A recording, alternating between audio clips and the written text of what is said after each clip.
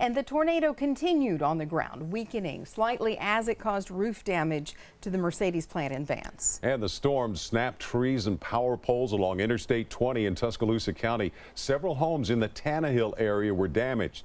Then the tornado moved into Jefferson County. And I said, there's no tornado in Cahaba Heights. And when I turned that corner, it was like something I've never seen before. One of the more memorable morning tornadoes touched down in Cahaba Heights near Gresham Elementary School. Trees and businesses were damaged near Dolly Ridge Road as the tornado crossed over Highway 280. And meteorologist Charles Daniels shares what neighbors remember about the storm and how they're recovering. For a few people, the morning of April 27, 2011 started out like any other. There you go. Jeff Green, head trainer and owner of Icon Performance in Cahaba Heights, was already working with clients when an EF2 tornado ripped the rest of the community from its slumber.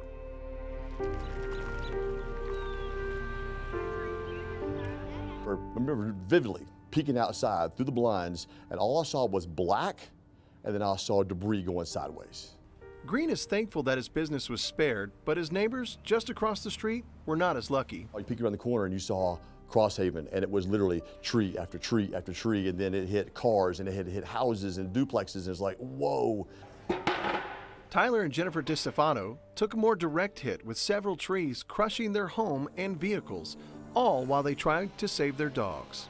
Wind, tornado, all in the backyard, and when we went to try to put them in one of the guest bathrooms, the door shut from the outside in, and that was when the tree fell on our house. After securing their home, it took Tyler almost an hour to walk the few blocks to check on his restaurant, which was thankfully spared. As we started feeding the emergency medical workers, taking anything that wasn't perishable, I drugged the grill from my house all the way up here. We grilled out and fed people that didn't have food. The tornado spared the elementary school as well, with only minimal damage to the building. It would have been terrifying for all of us, you know. Inez Shinara was one of the first teachers to arrive that morning. There were people already in the streets from the neighborhoods with chainsaws and, you know, going at it. People were buried in their houses. Kids that were really scared and shook up. Some of them were trapped in their houses and had to be dug out. The students had to be temporarily relocated while the cleanup continued. Up here you could see for miles and miles. Brooke Brown, a third grade teacher at the time of the storm, remembers her first day back. When we all came back at Liberty Park Middle School, we all came in the gym, and lots of people were crying.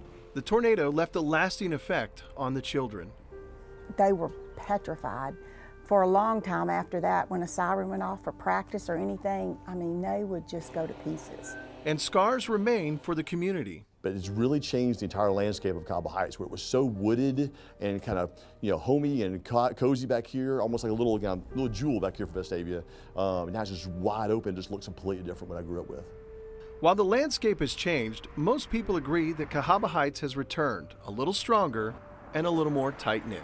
It's really coming back. It's neat to see, because of that, the development here and the progress that's been made in this community. In Cahaba Heights, meteorologist Charles Daniel, ABC 3340.